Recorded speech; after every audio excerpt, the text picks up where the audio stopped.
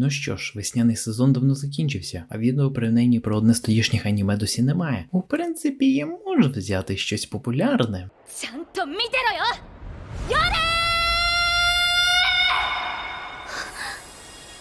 ろよ夜を染めてムーンライト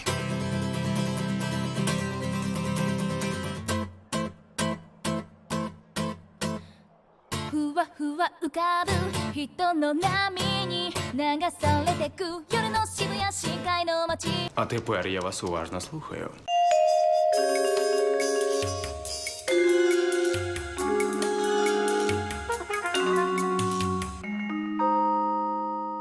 Я вас вітаю, на зв'язку Кім. Весняний сезон 2024 року вийшов доволі насиченим на цікаві тайтли, а це ремейки старих аніме, продовження популярних тайтлів, а також оригінальні продукції. І про одну з таких піде мова в цьому відео. Сьогодні на огляді в нас буде аніме під назвою Йоро Курагіва Ойокінай, або ж Медуза не вміє плавати вночі. Це 12-серійне оригінальне аніме, яке було створене студією Дока Кобо. Це саме ті хлопчики та дівчатка, які перенесли на екран мангу Ошіноко. Хоча олди можуть, наприклад, згадати про парубка, який займається щодо мангою. Режисером цього аніме виступив Такеші Тарьохей, який раніше працював над аніме, яке не завжди змінило Гігука. Some days I wake up and I remember, wait a minute, I'm a... Fucking degenerate. Разом із цим у день прем'єри аніме, тобто 7 квітня, з'явилася манга-адаптація від видавництва Коданші, яка вже має 2 томи. А також у період з травня по липень цього року вийшла ранобе-адаптація у 3 томах від видавництва Shogakukan. По основній інформації пройшлися, тепер можемо ознайомитися з синопсисом. Почати тут треба з того, що ми маємо по суті 4 головних героїнь, але пройдемося по них поступово. Усе починається з дівчини на ім'я Кодзукі Махіро, відома також під прізвиськом Уміцукі Йору, яке ви могли почути з тієї сцени на початку відео, яка в дитинстві дуже любила малювати, але мусила з цим зав'язати через неадекватне ставлення до її малюнків з боку однокласників, а потім дивується, чому люди так негативно ставляться до дітей. Одним осіннім вечором, акурат під час Геловіну, вона зустрічається з дівчиною на ім'я Яманоучі Кано, яка виявляється колишньою айдолкою під прізвиськом Таджібана Нонука, яку вигнали з гурту через невеличкий скандальчик, суть якого можна описати приблизно ось так. Казати вам по правді, не люблю я тих б***ських теревенів, бо не вірю в силу слова я, а вірю в силу п***лей.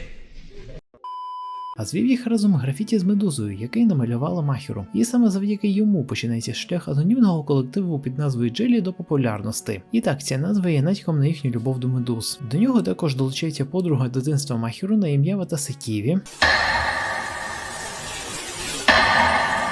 Та не ця Ківі, яка більше відома як вітубер Рюгасакі Нокс, аби допомагати з анімацією, та композиторка Таканаші Мей. У принципі, її повне ім'я дещо довше, навіть підозрюю, що в неї є корейські та німецькі корені, але просто скажу, що на основі свого повного імені вона взяла собі прізвисько Кімура, а ще вона палка фанатка Кано, точніше Ноноки. Якщо пояснювати у 2 словах, то Ківі з переходом у старшу школу почала прогулювати уроки через презирливе ставлення з боку її однокласників, а аватарка вітубера їй служить як маска для того, аби виглядати крутою принаймні в інтернеті. А Кімура має проблеми з батьками, які від неї вимагають досягнення нових висот та цькуваннями через ім'я та волосся. А опорою для неї була акурат Нонука, допоки не стався той скандальчик, про який я говорив. І тут ми зупинимося, аби не лізти в спойлери. Але навіть цього достатньо, аби зрозуміти, що їхні бекграунди прописані настільки детально, аби можна було вболівати за цю четвірку. Окрім цього, їхній бекграунд допомагає будувати хімію між головними героїнями. І протягом усього аніме видно, як вони стають близькими подругами. Або може не просто подругами. Gay girls, innit? Але це не єдине, що тримає глядача під час перегляду. І тут варто звернути увагу на таку річ, як режисура, та й про якість візуалу теж поговоримо. Уже в першій серії ми бачимо сцену, після якої розуміємо, так, ця людина раніше працювала над Ероманга Сенсеєм. Та й є ще сцена в одній із серій, де дівчата займаються вельми важливими речами.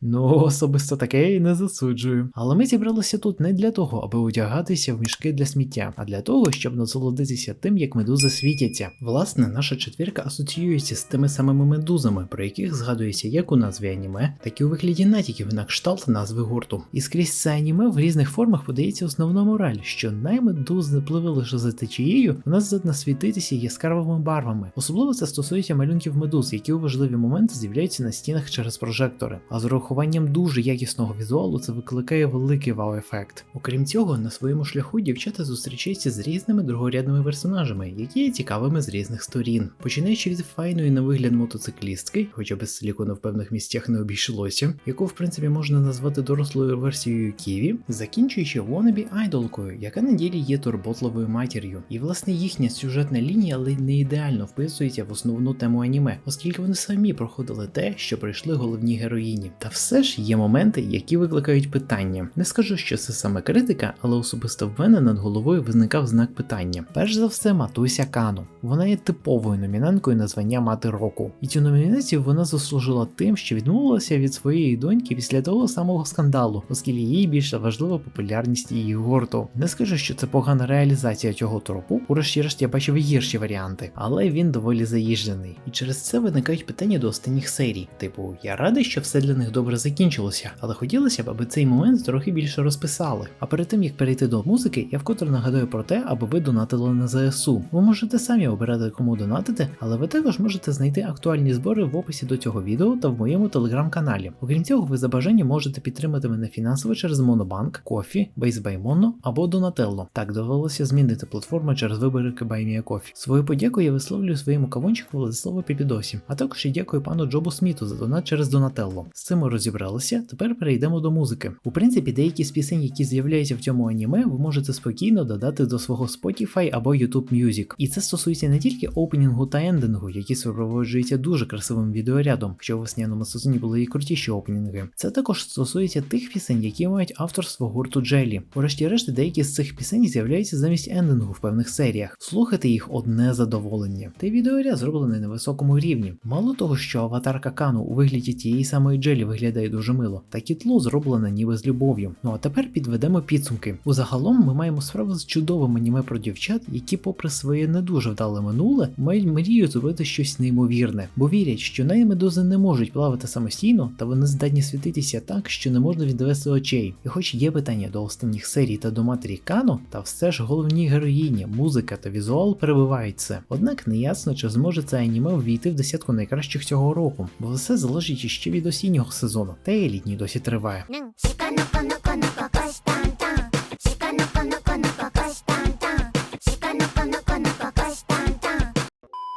Я даю цим веселим медузам міцні 5 зірок із 6. І на цьому все. Дякую вам за перегляд. Ставте вподобайку, якщо сподобалося відео, підписуйтеся на канал та тицяйте на дзвіночок, аби не пропускати нові відео, підтримуйте мене фінансово за посиланнями та реквізитами в описі до відео. І обов'язково донатьте на ЗСУ. А з вами був Кім, будьте сильними, не ігноруйте повітряних тривог, вірте в ЗСУ та слава Україні! До зустрічі!